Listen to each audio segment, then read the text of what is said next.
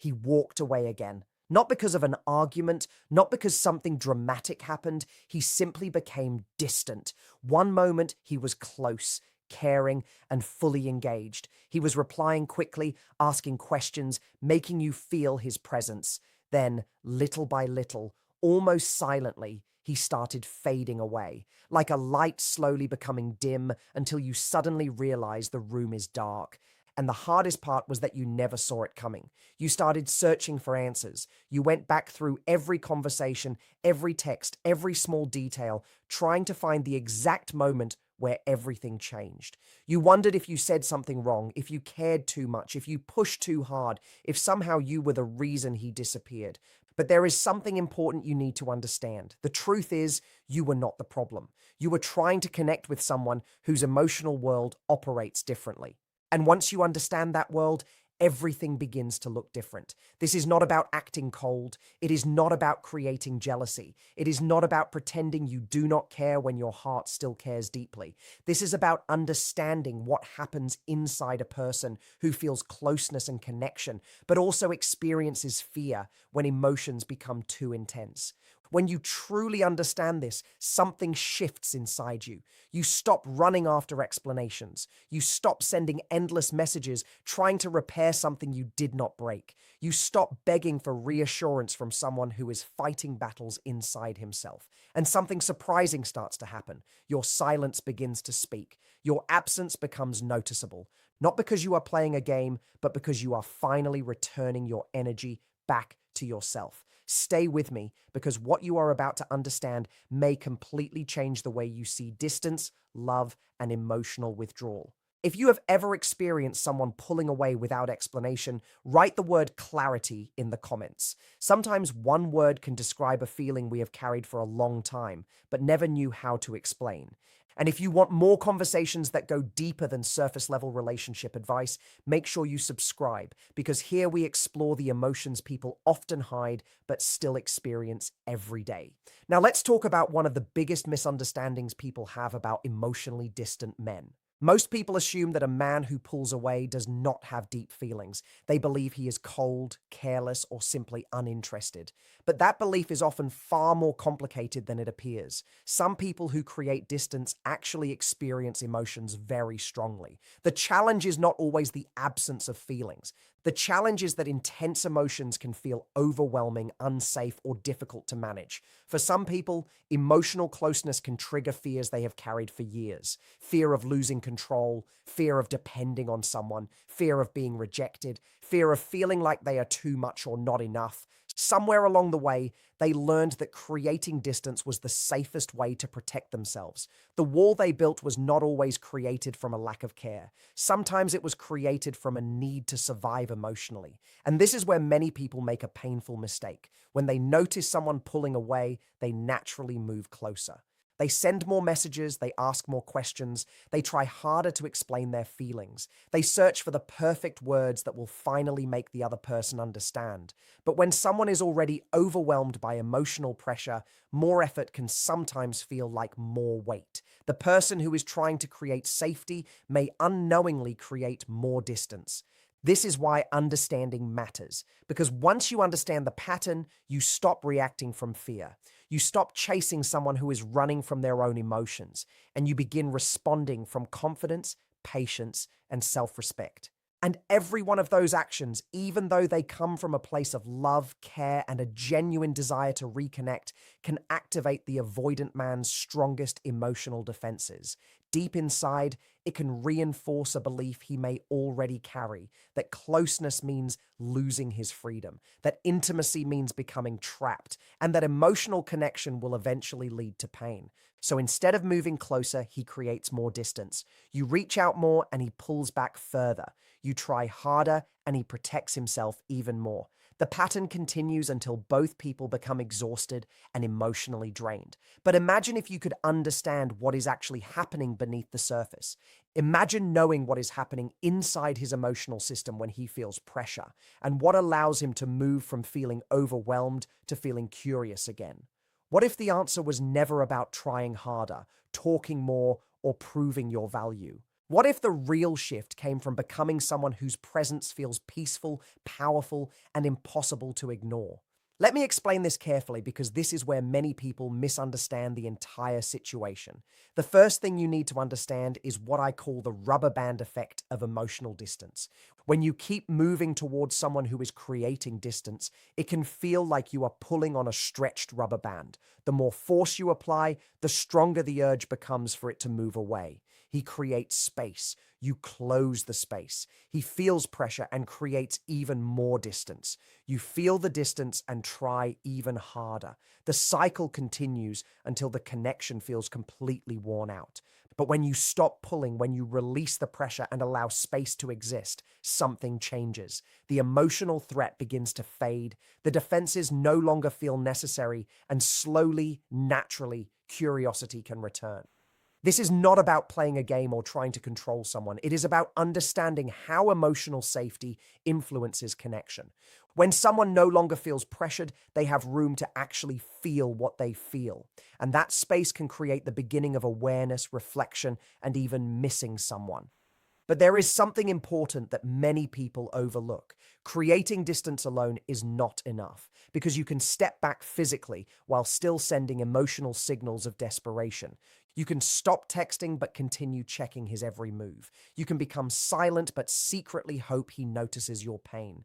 You can post things online that indirectly show how hurt you are or tell others how much you miss him. And even without direct communication, emotional pressure can still be felt. Distance is not only about where you are, it is also about the energy you carry.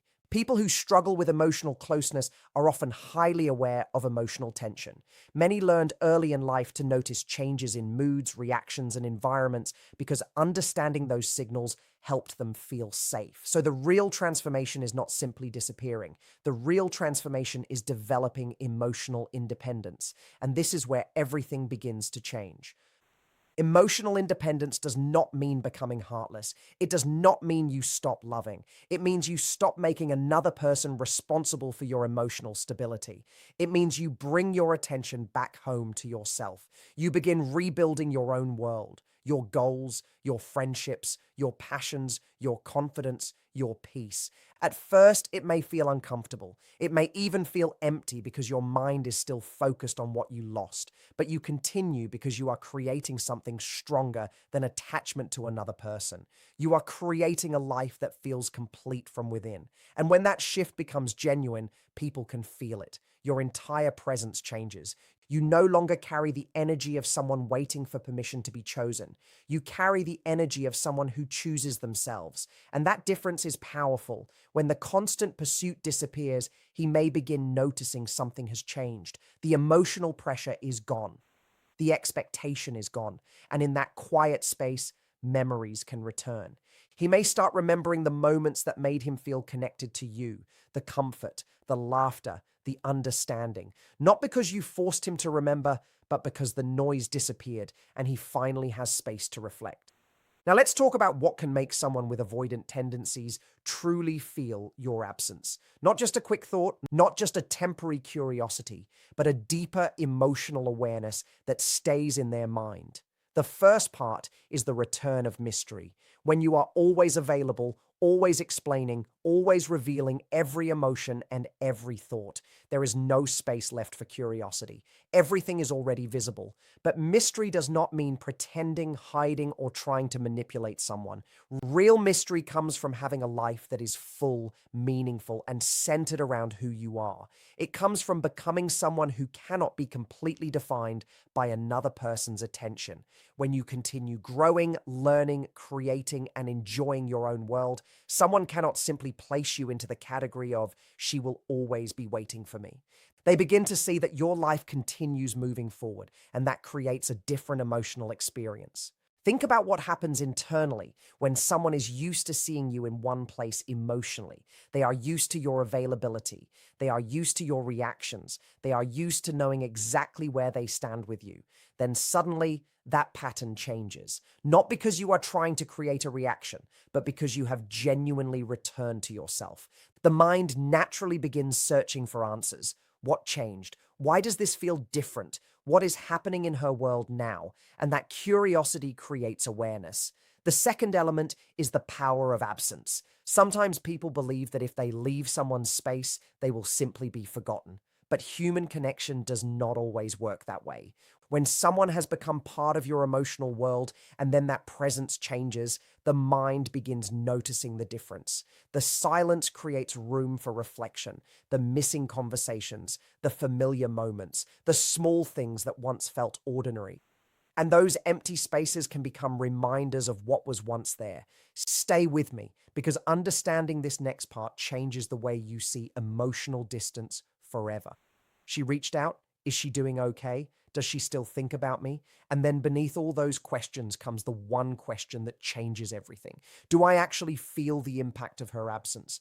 That question is often the moment where something shifts internally for an avoidant man, because it forces him to look at feelings he normally keeps at a distance. He is often used to being the person who creates space. He is used to controlling how close or how far the relationship feels. He is used to deciding when emotions become too much and when to step back. But when you stop reacting from fear, when you stop chasing every moment of distance, and when you take ownership of your own emotional balance, the entire dynamic begins to change. Suddenly, he has to experience the quiet. He has to sit with thoughts he cannot immediately escape. He has to recognize feelings he may have been avoiding. And this leads to the third important shift, which is becoming the version of yourself that existed before you lost yourself trying to keep someone close. This part can be difficult to accept, but it matters deeply. When someone enters a place of anxious pursuit, they often start becoming a smaller version of themselves. They explain too much. They apologize when they did nothing wrong. They hide their real opinions to avoid conflict. They adjust their personality to make the other person comfortable. They begin managing the other person's emotions instead of expressing their own truth. Without realizing it, they create a version of themselves designed to prevent abandonment rather than a version that reflects who they truly are. And emotionally distant people often sense this change. They may not have the words to describe it, but they can feel when someone is no longer standing firmly in their own identity. What creates genuine attraction is not perfection. It is authenticity. It is a person who knows who they are, someone who has thoughts, values, humor, dreams, and a life that exists beyond the relationship. Someone who can love deeply without making another person responsible for their entire emotional world. That kind of presence feels different. It feels peaceful. It feels safe. It does not communicate, I need you to complete me. It communicates, I choose you because I value you. And that difference can completely transform the way connection feels. The real journey here is not about trying to become someone who will make him come back. The deeper work is about returning to yourself. It is about remembering the person you were before this relationship became the place where all your attention, energy, and emotions lived. Think about it for a moment. What brought you happiness before you started analyzing every message? What made you excited before you started waiting for signs of approval? What dreams were placed on hold because your focus became centered around his feelings and reactions? Which friendships became quieter? Which parts of yourself did you stop expressing? Go back and reconnect with those parts. Bring that person forward again. Because the version of you who feels alive, confident, and connected to your own purpose is the version people are naturally drawn toward. The fourth shift is what can be called balanced emotional openness. This requires patience and emotional awareness, because people who feel overwhelmed by closeness often shut down when they experience too much emotional intensity at once. Too many conversations, too many explanations, too much urgency, too much emotional weight placed on a single moment. When that happens, they may emotionally disconnect, become distant, or create even more space. But something important is often misunderstood. Emotional distance does not always mean a person does not want connection. Sometimes it means connection feels difficult to handle. Beneath the protective walls can still exist a desire for closeness, understanding, and emotional safety. So when communication happens, the goal is not emotional flooding. The goal is warmth without pressure, care without expectation, kindness without demanding an immediate outcome. A simple message that communicates thoughtfulness is very different from a message carrying hidden emotional pressure. It is the difference between opening a door and trying to force someone through it. And after that moment of connection, you return to your own life. You do not sit beside your phone waiting. You do not analyze every word for hours. You allow the interaction to exist naturally. This creates a completely different emotional experience. He feels kindness without feeling trapped. He feels connection without feeling overwhelmed. And that combination can be rare for someone who struggles with emotional closeness. Warmth without pressure creates a space where connection can breathe. The fifth shift is allowing him to take the first step. And yes, this can feel incredibly difficult when you care about someone, when you miss someone, when every part of you wants to reach out and remove the distance. But this is not about winning or losing. It is not about creating a power struggle. It is about allowing emotional responsibility to become balanced. When an avoidant person reaches out first, it can represent a meaningful internal movement. It requires vulnerability. It requires admitting that connection matters. It requires moving towards something instead of automatically protecting themselves through distance. When you always make the first move, you remove the opportunity for him to experience that process. He never has to face the fear of reaching out. He never has to discover that connection can be safe. But when space exists and he chooses to close that space himself, something different happens inside him. He experiences his own desire. He realizes the urge to connect came from within, not because someone pushed him, demanded it, or chased him into it. That realization can be powerful because feelings that come from personal choice often feel more trustworthy than feelings created through pressure. He cannot simply tell himself, I only reached out because she kept trying. The decision came from him. The action came from him, the desire came from him, and that creates a different emotional meaning. The sixth shift is the environment around you, the life you build outside the relationship. This influence works quietly, but it can be very powerful. It is not about pretending to be happy or creating a performance for others to see. It is not about posting things just to get a reaction. It is about genuinely rebuilding your world. It is about having conversations, experiences, goals, and moments that remind you that your identity is much bigger than one person's attention. When someone sees that your life continues moving forward with peace and purpose, it communicates something powerful. It shows emotional strength. It shows that love is something you share, not something you depend on for your existence. Stay with me because the next part reveals why genuine self-reconnection often creates the strongest shift in any relationship dynamic. You do not need to upload pictures or share updates that are created only to get his attention.